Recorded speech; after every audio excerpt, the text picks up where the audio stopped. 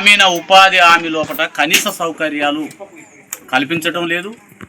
ఈరోజు నర్సులపేట మండల మహాసభ ఘనంగా నిర్వహించారు. మీ అందరికీ అభినందనలు.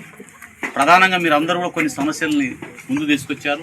అందులో ప్రధానమైంది జాతీయ గ్రామీణ ఉపాధి హామీ పథకం లోపల 305 రూపాయలు ఇస్తామని ప్రభుత్వం చెప్పింది. కానీ ఎక్కడ ఈ నర్సులపేట మండలంలో కూడా అదే రకంగా జిల్లా వ్యాప్తంగా కూడా 305 రూపాయలు పడట్లేదు.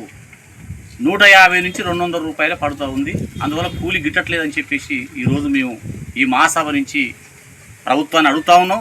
ఇప్పటికైనా జిల్లాధికారి పీడీ గారు ఎమ్మడి స్పందించి 305 రూపాయలు అమలయ్యేలాగా ప్రభుత్వం చూడాలని చెప్పేసి కోరుతాం. అదే రకంగా కనీస సౌకర్యాలు అక్కడ టెంట్ వేయటం కానీ, అదే రకంగా ఆయాలను నియమించడం కానీ, కనీసం మంచినీళ్ళు కూడా పెట్టట్లా. ఈరోజు సీసాలలో పోసుకొని ఇలా కూలీలు పోతా ఉన్నారు.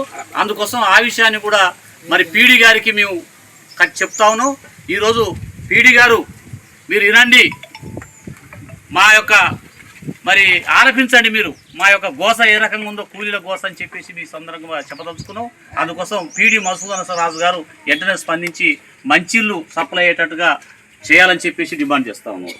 అదేవిధంగా కనీస వేతనాలు ఇక్కడ నర్సులపేట మండల కేంద్రం లోపల 250 రూపాయలు కూలి ఇస్తూ ఉన్నారు. అందువల్ల ఈ కూలి సరిపోదు. కనీసం ఈరోజు సుప్రీంకోర్టు 600 రూపాయలు ఇవ్వాలని చెప్తా ఉంది. ఆ రకంగా చుట్టుపక్కల గ్రామాల్లో కూడా అదే పరిస్థితి ఉన్నది. అందుకోసం కూలీ రేట్ల పోరాటం కూడా వచ్చే నెలలో ప్రారంభం చేస్తాం. ఆ రకంగా రెవెన్యూ అధికారులు ఇక్కడ ఉన్న రెవెన్యూ అధికారులు, లేబర్ అధికారులు స్పందించి వెంటనే కూలీలకు కనీస వేతనాలు అమలయ్యేలాగా కూడా చూడాలని చెప్పేసి ఈ ప్రభుత్వ అధికారులను మేము డిమాండ్ చేస్తూ ఉన్నాం. ఇక మూడవ అంశం సామాజిక సమస్యలు కూడా ఈరోజు ముందుకు వస్తూ ఉన్నాయి. ఏంటిది? తక్కువ కులం అని చూడటం, అదే రకంగా వాళ్ళని తక్కువ చూసే పద్ధతి, అసే వచ్చే అనటం, ఇట్లాంటి పద్ధతులు కొనసాగుతూ ఉన్నాయి. దళితుల్ని ఈనాటి వరకు కూడా చాలా గ్రామాల్లో రామాలయంలోకి రానియట్లే. రామాలయంలో పోయి కొబ్బరికాయ కొట్టుకునే పరిస్థితులు కూడా ఇది దేవుని గుళ్ళల్లో.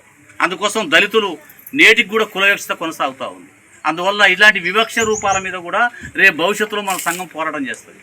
ఎందుకంటే ఈ సామాజిక సమస్యలు చాలా పెద్ద ఎత్తున ఉన్నాయి, గ్రామాలలో ఉన్నాయి. వీటి మీద కూడా పెద్ద ఎత్తున ఫైట్ చేస్తాం. అదే రకంగా ఆడవాళ్ళకు ఒక తీరు కూలి, మొగలకు ఒక తీరు కూలి. ఆడ మొగలకు ఒకటే కూలి ఉండాలి, కానీ ఆడవాళ్ళకు తక్కువ కూలి ఇస్తూ ఉన్నారు. అది ఈ మండలంలో ఉంది, జిల్లా వ్యాప్తంగా కూడా ఉంది. అందువల్ల ఆడ మొగ తేడా చేయకుండా ఒక హోటల్కి పోతాం మనం, ఆడవాళ్ళకు భోజనానికి ఇంత, మొగలకు తేడా ఉంటుందా? ఇద్దరికి ఒక్కంతే ఉంటుందా? ఇద్దరికి ఒక్కంతే ఉంటుంది.